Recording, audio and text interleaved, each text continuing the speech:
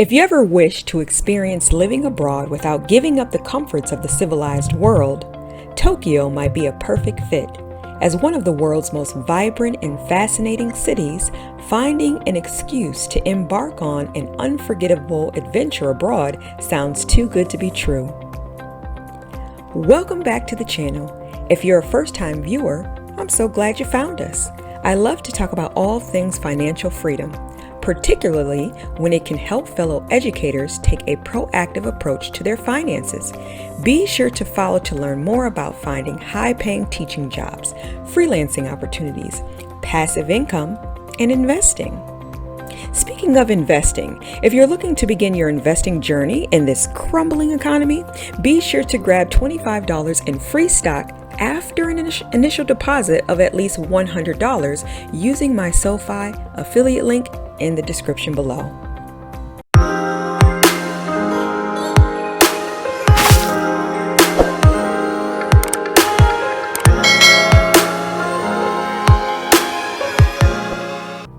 Today I'll focus on the opportunities in the world's most populous metropolitan area, Tokyo.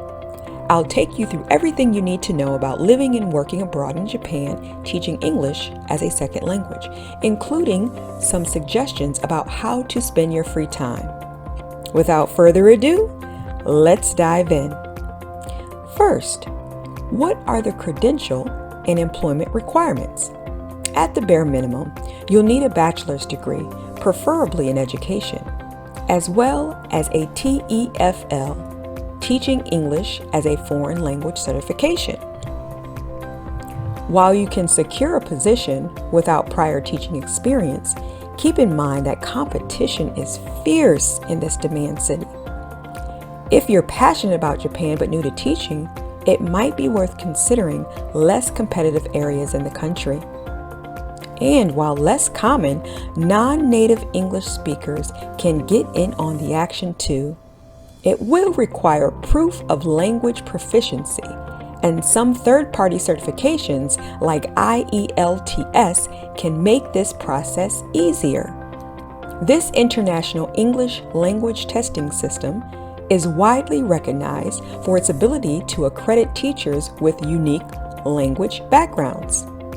Many teachers seek employment through the JET program, or JET, which is also known as the Japanese Exchange Teaching Program, which helps place educators in classrooms and is internationally recognized. Participants in this program also get priority and assistance with visa and residency requirements. What can you expect to be paid?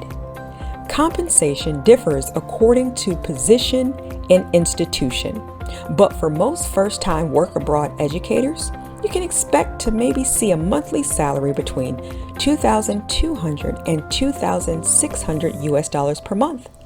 As with many jobs, your wage may increase with tenure and proven performance if you stay on for multiple years. If you teach at a public school, you'll most likely start at the lower end of the pay scale. Some positions pay as much as $4,000 US per month, but be prepared to put in some sweat equity as you start your career abroad. ICOAs are private English schools commonly known as night schools or English conversation schools. Teachers in this environment earn a bit less than public schools, but are the best option for those with less teaching experience. Because the hours are shorter and student groups are smaller, it's an excellent place for new teachers to get their feet wet when teaching in a foreign country. International schools offer education for students with parents who are foreigners. The salaries can reach up to $3,500 US per month. Lastly, universities offer the most lucrative compensation, but also carry the highest demand when it comes to qualifications. Educators who land a job in this field can bring home $5,000 US per month. Additional benefits round out your compensation package. When considering compensation, it's critical to understand all provided benefits in addition to your base salary, In public schools, for instance, you may receive a lower working wage, but housing is often provided, which can be a huge source of savings in an expensive city like Tokyo. Similarly, ICAWAs typically cover the cost of housing, training, and even your flight to Japan. Some may even assist with insurance coverage and visa applications. Benefits will vary, so be sure to understand your specific job offer.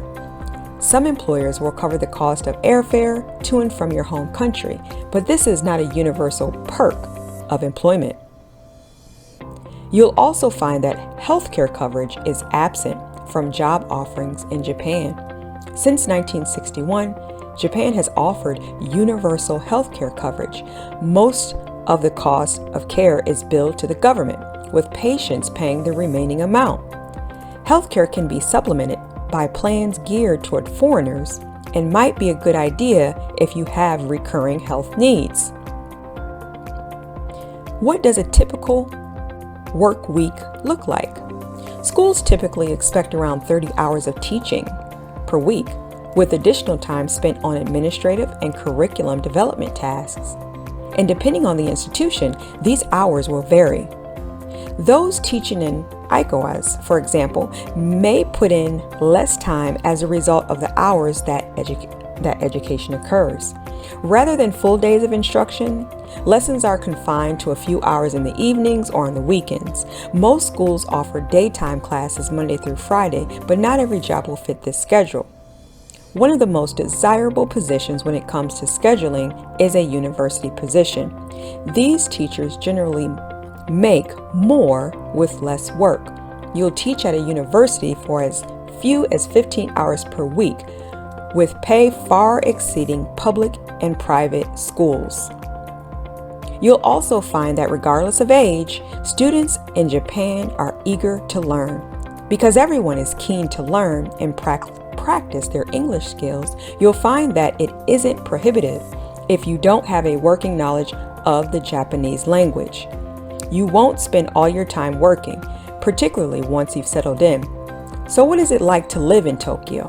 And what are some of the things you should ensure to see and do during this time that you're living in this beautiful country? You might be surprised to learn that even though Tokyo has a bustling population of 35 million strong, the city is organized, clean, and sophisticated. You can stroll the streets, enjoy the blooming cherry blossoms without worrying about your safety, and quickly get from location to location with more than 100 train lines serving more than 3 billion riders annually. Some of the top tourist attractions include the Tokyo Tower, which operates as a broadcasting tower for TV and radio, and Tokyo's oldest temple, the Sensoji Temple. At night, the iconic Rainbow Bridge towers over Tokyo Bay with its dancing lights, or you can partake in the complicated pedestrian dance that is the Shibuya Scramble Crossing, one of the world's busiest pedestrian crossings in the world. If you're a dog lover or a cinephile, Hachiko Memorial Statue commemorates Hachiko, a loyal Shiba Inu who waited at the Shibuya train station for his owner long after the owner had died. And whenever you need to escape the city full of noises and harsh industrial aesthetic, a trip to the Shinjuku Gaion National Garden is restorative. Once the private home of a feudal lord, the gardens are now under the ownership of the government and are available as a national park. In spring, it's one of the most popular places to enjoy 1,500 blooming cherry blossom trees. Dining can be expensive or budget-friendly depending on what you're looking for. Remember that Japan is an island, so the cost for certain products, particularly produce and goods produced elsewhere, will have increased costs. And of course, there are several foods that the city is known for. You'll be hard-pressed to find better sushi, ramen, yakitori, tempura, or Japanese curries than in Tokyo. Tokyo is an enriching and rewarding city to spend a prolonged period in. Not only will you experience a new culture, but you will enjoy the quintessential Japan while furthering your career and living a life of adventure. Are there any pros or cons to teaching in Tokyo that weren't covered today? If you're an expat living in Japan, please share your experience with me in the comments below. Thank you so much for your patience, especially with my pronunciation of some of these very intriguing places within the city. If you enjoyed today's video, make sure you let me know by tapping the like button. And if you're looking for more content designed for educators and the road to financial freedom, subscribe to my channel. Ring the bell to enable notifications so you'll never miss an upload. If you haven't gotten your TEFL certification, be sure to check my unique link in the description below so you can start your journey today. Until next time.